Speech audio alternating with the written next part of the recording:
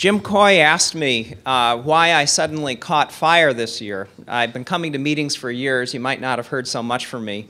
And I can remember the defining moment very clearly. I became interested in the Randy Brock, the Republican candidate for governor in Vermont.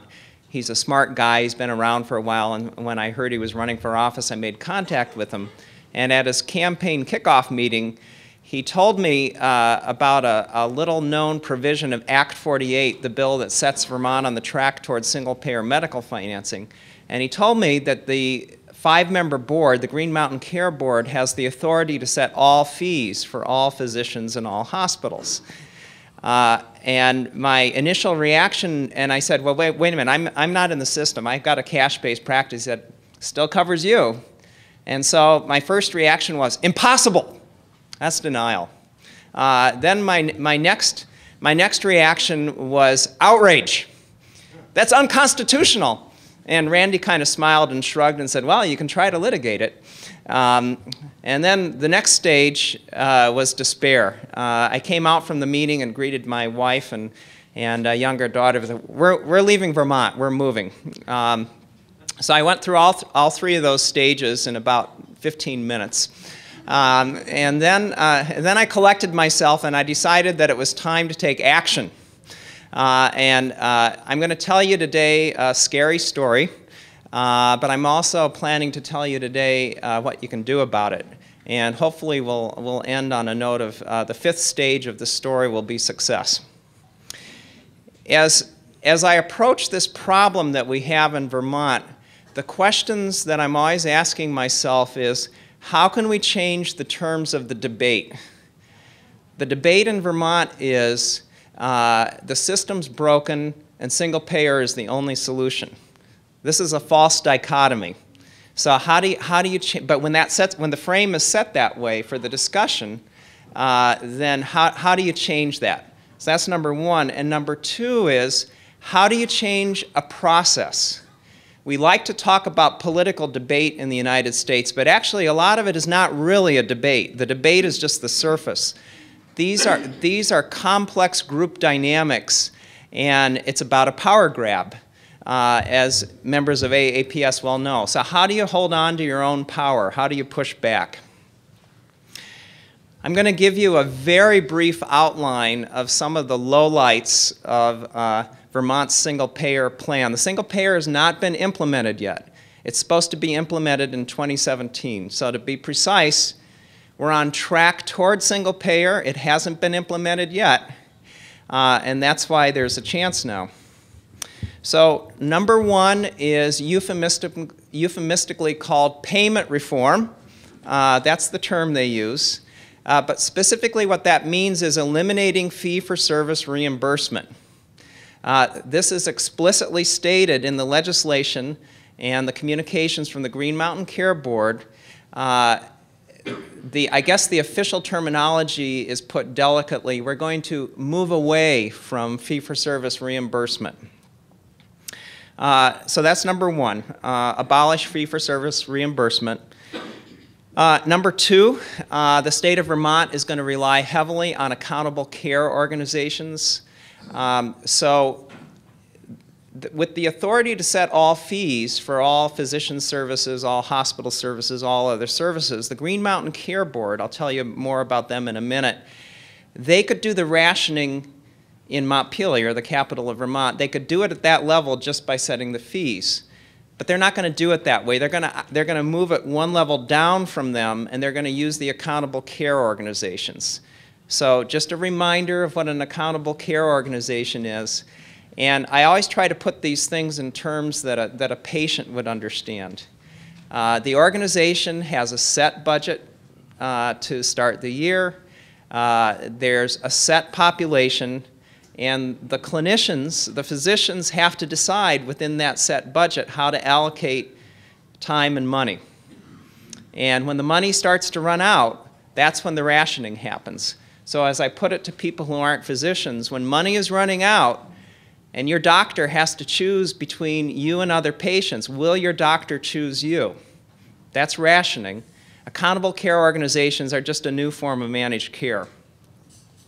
The other thing that we've done in Vermont that's very interesting, and it actually conflicts with the Affordable Care Act, this year Vermont banned private insurance outside the health exchange. That's a rather astonishing move, and on the face of it, it seems unconstitutional. My friend Jeff Wenberg, who runs Vermonters for Healthcare Freedom, asked to be in touch with Andy Schlafly about that, and this is something that might get litigated, and we might be calling on Andy to help with that. Now let's talk about the Green Mountain Care Board. Green Mountain Care Board is Vermont's version of the AAPS. It's a 5-member board appointed by the governor. They have 6-year terms. Once they're appointed, you can't get them out of there. There's 2 physicians. One is a full-time academic, and one of them is a family physician who's been around as a single-payer proponent for years. Let me read you a description of the authorities given to the Green Mountain Care Board. The Green Mountain Care Board is the state's freestanding healthcare regulatory agency with responsibility for approval of hospital budgets, small group and individual health insurance rates, and certificates of need. The Green Mountain Care Board also has a statutory responsibility to develop and implement multi-payer payment reform policy, moving the state away from predominance of fee-for-service payments.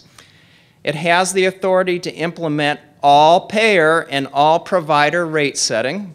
That means exactly what it says. It has the final authority on the state's health information technology plan, its health care workforce plan, and the benefits to be offered in the health benefit exchange.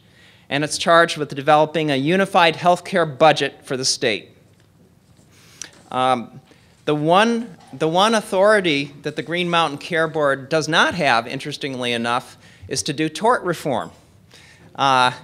And it hasn't happened in Vermont. When the Harvard consultant, Dr. Sho, came to design the single-payer system for Vermont, tort reform was an integral part of his plan. That's the one part of the plan that hasn't happened, interestingly enough. Okay, at the present time, there's no budget for the state, and there's no plan for paying for it. Details will be released later. After we've dismantled our current system in Vermont, then we'll tell you how much it's going to cost and how much the taxes are going to be. My wife and I've calculated this, we currently pay 40% of our income when you look at our federal, state, and local taxes combined. The Harvard consultant said that the Green Mountain Health Plan is going to cost the equivalent of a 15% payroll tax. Now, the payroll tax isn't going to fly, so they're going to break it all up into different segments and try to hide it. So my wife and I are looking at paying 55% of our income in taxes if this thing comes to fruition. Now, let me just tell you a couple of other small points. There's a lot of things I could tell you about it. I could go on and on with this. Jeff Wenberg ferreted this one out. The Green Mountain Care Board has emergency rule-making authority, effective immediately. Now, what does that mean exactly? It's not spelled out. So apparently, they have the authority to do anything at any time, and that's a very small line in the bill that nobody has paid attention to. There's also, very interestingly, well, not surprisingly, a database. Let me quote you a couple things from the database that they're going to create. They want to create person-level records across insurers and integration of this data into Vermont's all-payer claims database. Personally identifiable information. Person-entered data for real-time clinical use and immediate feedback. Using a decentralized, internet-based patient experience measurement tool, we will collect information directly from patients in order to assess health status, satisfaction, and to create action plans designed to improve self-management. I don't think I need to tell you all what those words mean. So they're going to invite the patients to enter data into this wonderful, helpful medical home, I suppose it will be, so that the state can help you. Okay, what's the scene in Vermont? In Vermont, we have what's the political scene? What do we have to work with here in trying to slow this whole sorry mess down? We have a one-term Democratic governor who has a very capable, smart Republican challenger. The Democrat is pretty far ahead in the polls, and yet everybody I talk to personally dislikes the incumbent, Peter Shumlin. Very interesting. In the Vermont Senate, we have, these figures are approximate. In the Vermont Senate, we have 22 Democrats and 8 Republicans. In the House, there's 100 Democrats and 50 Republicans. And one of the Republican candidates for the House told me that the Republicans have only been able to put up 70 candidates for the 150 seats. So the Republican Party is on life support in Vermont. There's not a lot of public discussion about the move toward single payer, actually. Things are pretty quiet. It's just the advocates who are doing the talking. So predictably, there's a cadre of physicians, mostly primary care physicians, internists and family physicians. My colleagues, the psychiatrists, they're all for single payer, and they've been making their voices heard. There's the single payer advocates who aren't physicians. There's the Democrats in the legislature. There's the governor. And stacked up against this, there's me. There's one other physician, a dermatologist, who's willing to speak out about it. The dentists are in small private practices. They get it. The dentists are speaking up against it. Randy Brock. There's the Tea Party group. That's the one segment of the Republican Party that's concerned about this. And then there's Jeff Wenberg with his one-man outfit, Vermonters for Healthcare Freedom. So what can we do about it? Well, there's 3 parts to my methodology. The first part is to talk to the enemy and understand where he's coming from. I call this strategic empathy. I want to employ empathy to understand what they're thinking about, but in the political process, I'm using empathy for a very different purpose than I am at the office.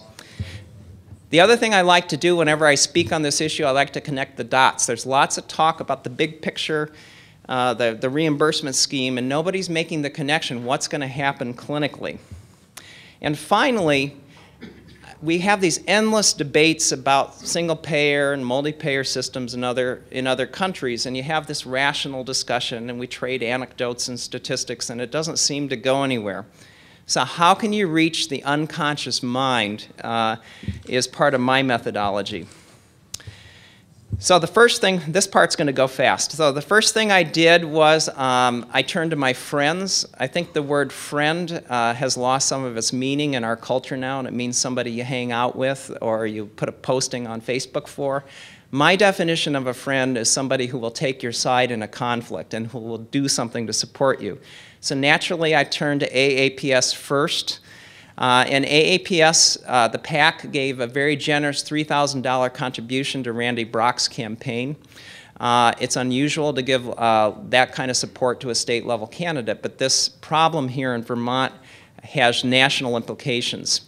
Now, when the PAC gives a donation, I presented the check personally to Randy, and I feel a real sense of responsibility. I feel a real sense of ownership that I got to back up this investment. So I've been very busy doing lots of things. I see my time running out. So this part I'll be glad to tell you more about later, but I'll give you a couple of highlights.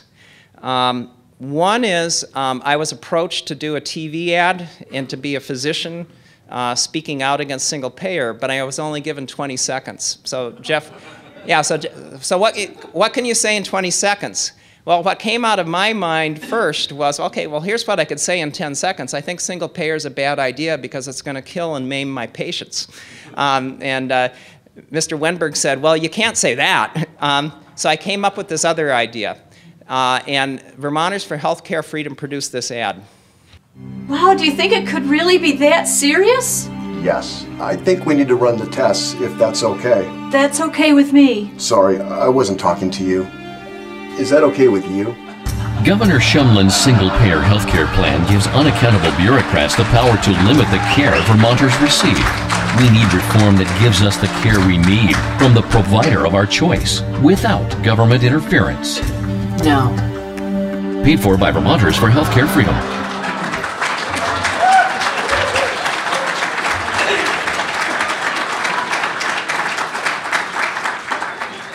I created that ad.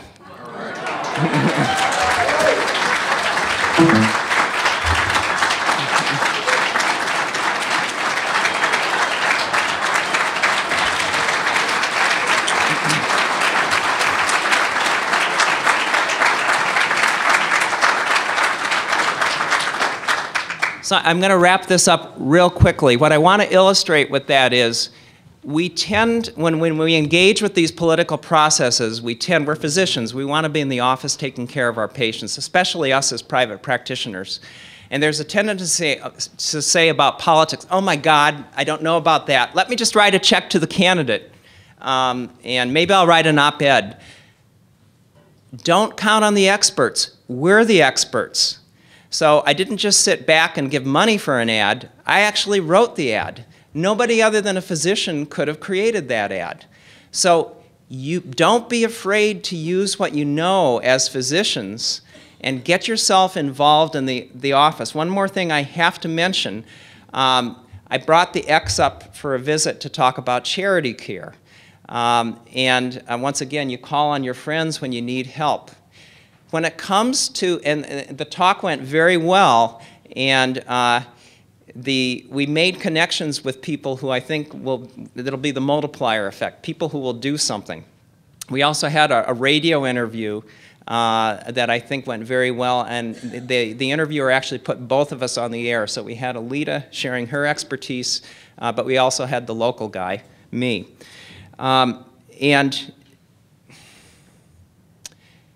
There's a number of other steps that I've taken, but Alita has really changed the terms of the debate. I'm going to start a free clinic next year, and when I start talking about that, I have instant credibility. And now I'm talking about the fact that private practitioners give charity care. And as soon as you say that, you automatically are going to get listened to. And you've undone this whole idea that private practitioners are greedy people only interested in the money. So what Alita has done is one of those things that I think is a real game changer.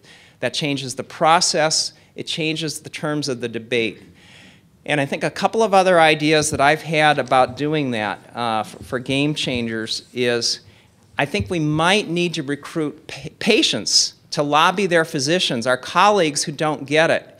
They may need to hear it from their patients rather than hearing it from us. And I've started to do that in Vermont. And finally, I think we ought to start doing research and start collecting data on our cash-based practices and make the case. Bring in some science, bring in some evidence, and make the case that we can talk about how we do the cash-based practice, but let's talk about the kind of results that we're getting. And I think that's something that we could do differently. Thanks very much for your attention.